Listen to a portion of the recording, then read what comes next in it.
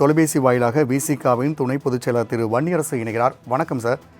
ஏற்கனவே நம்ம குறிப்பிடும்போது தற்பொழுது இந்த தீர்ப்பானது முதலமைச்சர் கூட இந்தியாவில் உள்ள அனைத்து மாநில அரசுகளுக்கும் கிடைத்த வெற்றி என்று குறிப்பிட்டுள்ளார். உங்களுடைய பார்வை?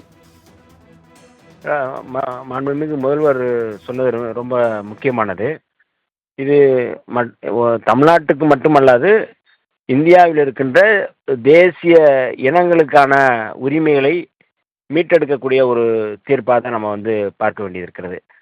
ஏனென்றால் மரியாதைக்குரிய ஆளுநர் ரவி அவர்கள் தனக்கு ஒரு தனித்துவமான ஒரு அதிகாரம் இருக்குது, தனித்த அதிகாரம் இருக்குது அப்படிங்கிற அடிப்படையில் தான் அவருடைய செயல்பாடுகள் இருந்தது. நான் சட்டப்பேரவைக்கு வரும்பொழுது கூட அவர் ஏதோ சுப்ரீம் முதல்வர் மாதிரி அவர் நின்று பேசுறது அப்படிங்கிறதையான போக்கு ஒரு தான் தோன்றித்தனமான செயல்பாடுகள் அவர்கிட்ட இருந்தது. அந்த செயல்பாடுகளை உச்சநீதிமன்றத்தினுடைய 142வது அவருடைய அதிகாரத்தின் அடிப்படையில், உச்சநீதிமன்றத்துக்குன்னு தனி அதிகாரம் இருக்குது, அந்த 142ன் கீழ் 10 மசோதாக்களையும் அவங்க அமல்படுத்தியிருக்கிறாங்க. உண்மையாகவே ஆளுநர் அதை நடைமுறைப்படுத்தியிருக்கணும் அல்லது அவருக்கு அதை கையெழுத்து போட்டிருக்கணும். ஆனால் அவர் கையெழுத்து போடாததால் உச்சநீதிமன்றம் அதை நடைமுறைப்படுத்துவது என்பது ஆளுநருக்கு ஏற்படுத்தியிருக்கின்ற அவமானமாக தான் நம்ம பார்க்கணும். அவருடைய செயல்பாடுகள் எல்லாமே ஏற்றுக்கொள்ள முடியாது. அவருடைய செயல்பாடுகள் நேர்மை இல்லைன்னு இருக்கு. ஒரு நேர்மையற்ற மனிதராக ஆளுநர் செயல்பட்டிருக்கிறாருங்கிறது தான் உச்சநீதிமன்றம் அம்பலப்படுத்தியிருக்கு. ஆகவே இந்த தீர்ப்பு வரலாற்று சிறப்புமிக்க தீர்ப்பு, கூட்டாட்சி தத்துவத்தை நிலைநிறுத்தக்கூடிய தீர்ப்பு, மாநில உரிமைகளை நிலைநிறுத்தக்கூடிய தீர்ப்பாக அமைந்திருக்கிறது.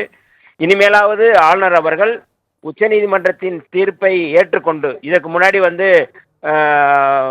கைதிகள், அதாவது ஆயுள் கைதிகள், இவர்களுடைய விடுதலை தொடர்பாக மரியாதைக்குரிய பேரறிவாளன் வழக்கில் கூட உச்சநீதிமன்றம் வழிகாட்டி இருந்தது. நீங்கள் தமிழ்நாட்டினுடைய சட்டப்பேரவை தீர்மானத்தை அப்படியே நீங்கள் ஏற்றுக்கொள்ள வேண்டும் சொல்லி சொல்லியிருந்தாங்க.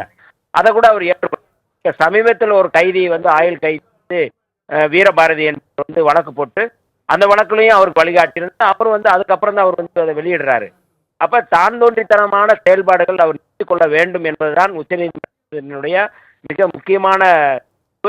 ஆகவே மரியாதைக்குரிய ஆளுநர் ரவி அவர்கள் தன்னுடைய தனி அஜெண்டாவை தெரிவித்து ஒரு பொறுப்புணர்வோடு தமிழ்நாட்டு மக்களுக்காக தமிழ்நாட்டு அரசோடு இணைந்து அவர் செயல்பட வேண்டும் என்று விடுதலை சிறுத்தைகள் சார்பில் கோரிக்கை வைக்கின்றோம். தொலைபேசி வாயிலும் உங்களுடைய கருத்துக்களை பதிவு செய்தமைக்கு நன்றி திரு வன்னியரசு.